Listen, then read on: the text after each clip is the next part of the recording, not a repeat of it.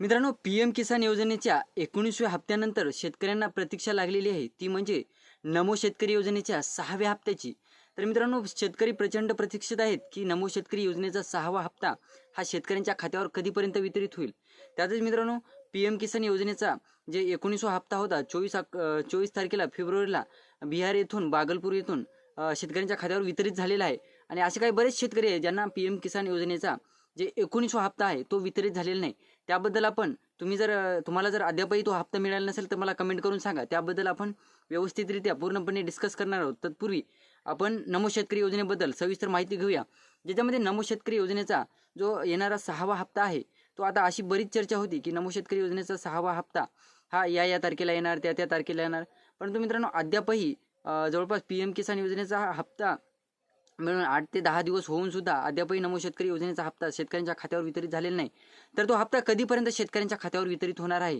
त्याचबरोबर ज्या शेतकऱ्यांना पी एम किसान योजनेचा हप्ता मिळाला नाही किंवा ज्या शेतकऱ्यांनी ॲग्रीस्ट्रॅकमध्ये नोंदणी केली नाही तर त्या शेतकऱ्यांना नमो शेतकरी योजनेचा हप्ता मिळणार का?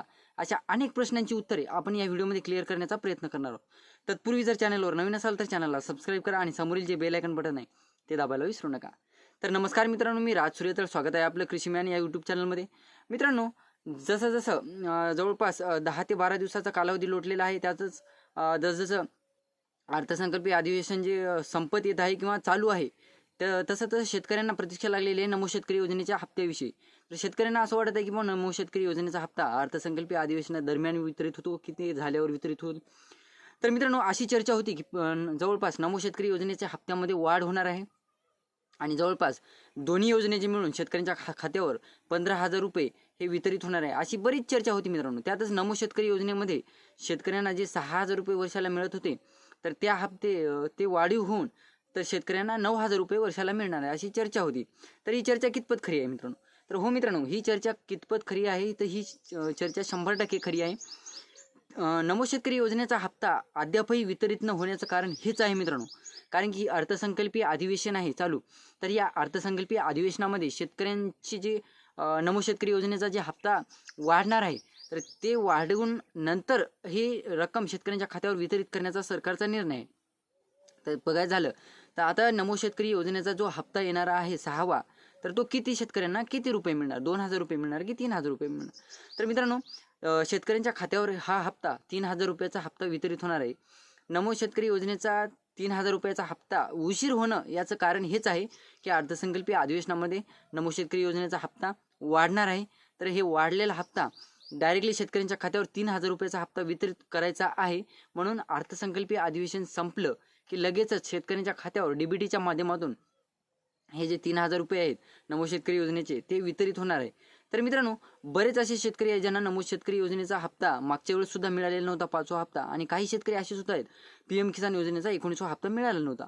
तर मित्रांनो, त्या शेतकऱ्यांना प्रश्न पडलेला की आम्हाला नमो शेतकरी योजनेचा हप्ता मिळणार की नाही, आमचा तर पी एम किसान योजनेचा हप्ता बंद झाला. तर मित्रांनो, ह्या दोन्ही योजना एकमेकांशी कनेक्ट आहेत. तर तुम्हाला जर नमो शेतकरी योजनेचा हप्ता पाहिजे असेल तर तुम्हाला पी एम किसान योजनेचा हप्ता सुद्धा मिळायला पाहिजे. तर पी एम किसान योजनेचं सगळं स्टेटस काढल्यानंतर तुमचं जर पूर्ण स्टेटस ओके असेल आणि तुम्हाला पी एम किसान योजनेचा हप्ता वितरित झालेला असेल 19वा, तर 100% तुम्हाला नमो शेतकरी योजनेचा हप्ता मिळणार. आणि जर तुम्हाला पी एम किसान योजनेचा हप्ता मिळाला नसेल तर तुम्हाला नमो शेतकरी योजनेचा हप्ता मिळणं पॉसिबल नाही. कारण की इकडे 95 लाख शेतकरी राज्यातील पी एम किसान योजनेसाठी पात्र आहेत आणि नमो शेतकरी योजनेसाठी जवळपास 91 ते 92 लाख शेतकरी पात्र आहेत. याचं कारण म्हणजे काही शेतकऱ्यांची मध्येच लँड सीडिंग ऑफ झालेली आहे, काही शेतकऱ्यांचं डीबीटी डिॲक्टिवेट झालेलं आहे, काही शेतकऱ्यांचे म्हणजे स्टेटस आहेत ते निघत नाहीत, काहीतरी प्रॉब्लेम झालेला आहे. असे बरेच प्रॉब्लेम आहेत, लँड सीडिंग नो वगैरे असे बरेच प्रॉब्लेम 19व्या हप्त्यासाठी आलेले होते शेतकऱ्यांसाठी. आणि काही शेतकरी असे होते ज्यांचे लँड सीडिंग सगळं ओके होतं, मग त्याचा प्रॉब्लेम काय आला होता? मग त्यांचा प्रॉब्लेम एक महत्त्वाचा आलेला होता की त्यांनी काय केलं होतं, जेव्हा पी एम किसान योजना सुरू झालेली होती त्यांनी काय केलेलं होतं, त्यांनी कुटुंबातील एकाच रजिस्ट्रेशन करायला सांगितलं होतं. पण त्यांनी काय केलं, नवरा बायकोचं म्हणजे बायकोच्या जर नावावर जरी शेती असली तर नवरा बायको दोन्हीचंही त्यांनी रजिस्ट्रेशन करून ठेवलेलं होतं. मग त्या कारणास्तव त्यांचे जे पी एम किसान योजनेचे जे तेव्हापासून आता त्यांना या योजनेपासून बाद करणं चालू झालेलं आहे. तर अगोदर सरकारनं सांगितलं बाबा रजिस्ट्रेशन करू नका, कुटुंबातील एकानेच रजिस्ट्रेशन करायचं आहे. तर काही शेतकऱ्यांनी शहाणपणा केला होता आणि त्यांनी 2-2 रजिस्ट्रेशन केले होते. त्यांना हप्ते मिळाले देखील, त्यांना बरेच हप्ते मिळाले दोन्ही कुटुंबातील 2 व्यक्तींना, परंतु नंतर मित्रांनो त्या हप्ते वितरित झाल्यामुळं आता काही शेतकऱ्यांचं लँड सीडिंग वगैरे सगळं ओके असताना देखील त्यांना अद्यापही PM किसान योजनेचा हप्ता मिळाला नाही. त्याचं हेच महत्त्वाचं कारण आहे मित्रांनो, त्यांना या योजनेपासून बाद करण्यात येत आहे. आता काही शेतकऱ्यांचं स्टेटसच निघत आहे, रजिस्ट्रेशन नंबर वगैरे आहे त्यांच्याकडे किंवा OTP वगैरे सगळं ओके आहे, तरीसुद्धा त्यांचं स्टेटस निघत नाही. त्यांना काय झालेलं आहे, त्यांचं स्टेटस निघत नाही, त्याचं कारण म्हणजे त्यांना स्टेट लेवलवरून रिजेक्ट करण्यात आलेलं आहे, त्यांना या योजनेतून स्टेट लेवलला बाद करण्यात आलेलं आहे. काही शेतकरी असे सुद्धा आहेत ज्यांनी नवीन रजिस्ट्रेशन केलेलं होतं, त्यांना जिल्हा लेवलला डिस्ट्रिक्ट लेवलला त्यांचा फॉर्म हा अप्रूव्हल देखील झालेला होता, तरीसुद्धा त्यांच्या जे पुढची स्टेप होती त्यांनी कृषी सहाय्यकाला वगैरे त्यांनी संपर्क केला, बाबा आमचं जिल्हा पातळीवर हे अप्रूव्हल झालेलं आहे, मग आम्हाला स्टेट लेवलला आमचं अप्रूव्हल होईल की नाही. तर ही माहिती, एक्झॅक्ट माहिती कृषी सेवकांकडे सुद्धा नसते मित्रांनो.